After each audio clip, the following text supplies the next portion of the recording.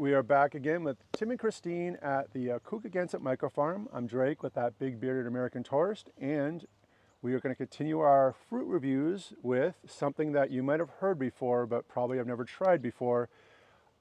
Tim, what is this, and why does it remind me of something that Sylvester the cat would try to say on Looney Tunes?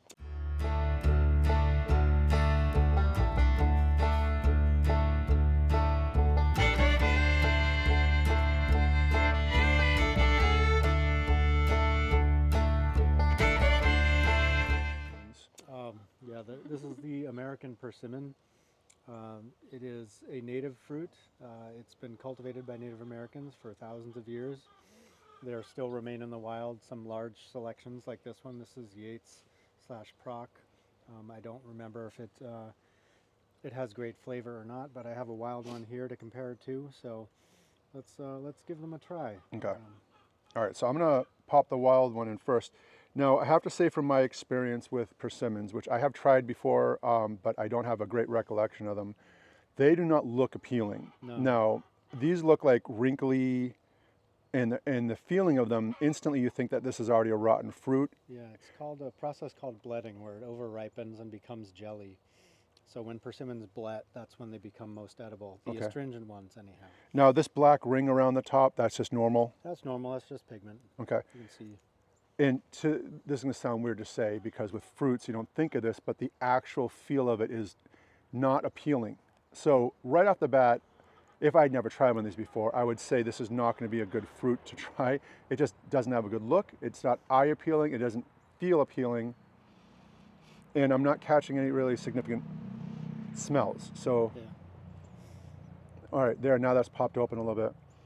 It does have a light smell. All right, so the flesh and the pulp on the inside looks almost like an orange or tangerine. Yeah, it's a jelly flesh because it's fully fermented, and now it should be good to go. All right, so we're gonna pop this in and see how it goes.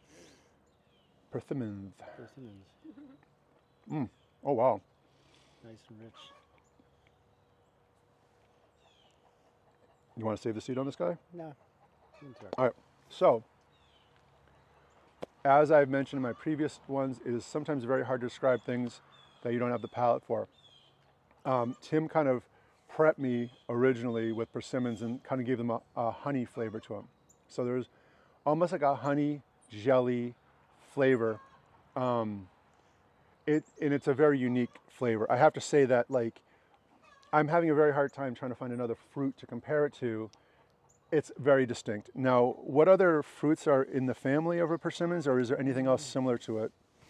I mean, it's nothing that you would know offhand. There's the black sapote, there's mabolo fruits. There's all these oddball fruits that are Diospyros in the family, but not like a persimmon really. But where do they? So they grow everywhere because Tim grows them here. But like, where are they? Are they from a certain area or not? I believe persimmons are native from just north of the Ohio River, all the way down through the south, down into Florida. And there's two different races of them: the northern race and the southern race, which may or may not be different species. We don't really know yet. There's more info coming out about that. But cool. Yeah, they're all over the eastern U.S. pretty much, inland and by the coast. Okay, so that was a wild one I tried, which, as you can see, was very small. This one here, which has already fallen apart because it's so squishy. Which will again show you, it's much bigger. Yep. And but it has a very similar feel and texture. Actually, it doesn't. It might just be because it's not as ripe, but it doesn't feel quite as loose as the other one was. Yeah, that's the squished one. Fluff on the top. Okay, yeah. That's the one. That one's good to go. Okay, so as Tim mentioned, this is when it's at its ripest. On the inside, it does look very similar to an orange. I have to say that really reminds me of a slimy orange. And after I've already popped it in my mouth, you eat the flesh on this too. Yep. Okay. There shouldn't be any seeds in this.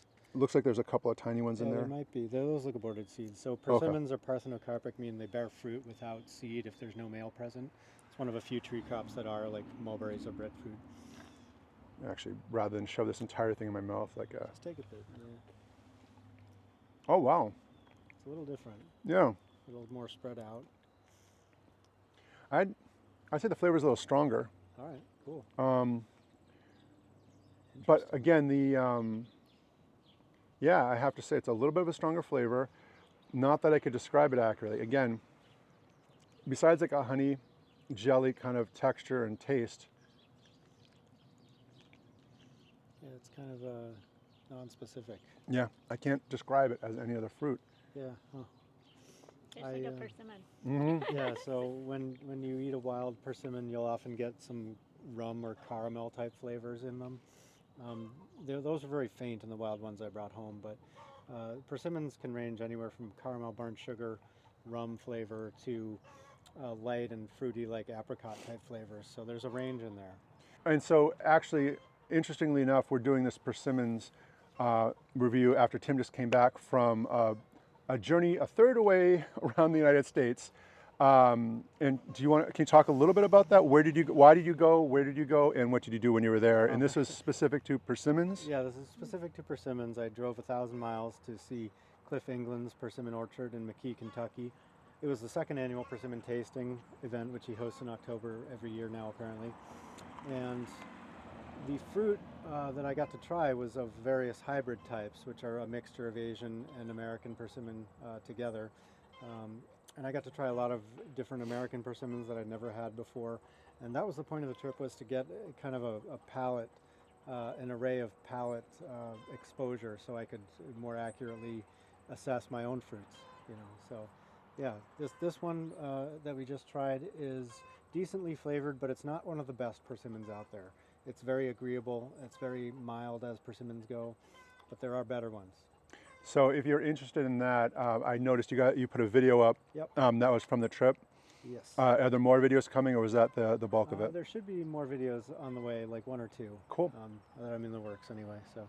All right. So yeah, I have had, as I've mentioned over and over again, Tim and Christine are neighbors of mine, and since meeting them, my palate and my tastes for different fruits has changed greatly. Sometimes struggling to try to describe these things, but it's been kind of a cool adventure because a lot of these fruits I probably never would have experienced or tasted if I didn't know Tim and Christine and they didn't have a literal farm right near me. Mm-hmm. I guess I'm just not as adventurous when I go to the supermarket. Every once in a while you'll see, like over at Market Basket or something like that, you'll see they bring over star fruits, or I saw rambutan there the other day and stuff like that. I wouldn't spend that much money on an unknown quantity. So it's been kind of a pleasure having them live near me and get to try these different things and have them literally half a mile away, stuff that I've probably never experienced. In my travels recently over Southeast Asia, I've had the opportunity to try so many different types of fruits that are just stuff you've never get to try. Snakeskin, mangosteen, what's the other? Orambutan, stuff like that. I just want to make a side note here. The stuff that when we go to the store and spend so much money on because they have to import it from these places is dirt cheap back in these countries that they come from. When I was over in Malaysia and in Kuala Lumpur, you could go on the street and buy a huge bag of rambutan for like $1 American. Yeah. Snakeskin, mangosteen, the exact same thing. The reason why I'm saying this is and this is just kind of a weird, again, another cultural commentary. The cheap things that you find over in Asia, not just fruits, but the foods too, the noodles, the rice, the soups, it's all so cheap. People that are poor in other countries can eat healthy. It's just a very unique situation here in America that the poor people in America eat extremely unhealthy. So these fruits and stuff that literally grow on the trees and they can buy for nothing, it's, again, very, very inexpensive. Stuff here in America, you go to the store, you buy an apple. Sometimes an apple, just one apple, is $1. I mean, it's incredibly hard sometimes for people in America to eat healthy, especially when you don't have a lot of money. We're like privileged sometimes to be able to have whatever we want at our fingertips. And again, I just want to thank Tim and Christine because I have had a chance to experience some of these fruits. I've had a chance to experience some on my own. And it's just an interesting contrast having traveled around and seeing the difference in culture. I am Drake, this is Tim and Christine, and we are coming at you live from Ocko Microfarms. And I think I finally got that down. In all honesty, I did try to practice it a few times at home before I came. And thanks for checking out our fruit reviews. And we might have some more coming up in the future. You just have to check it out. See you next time.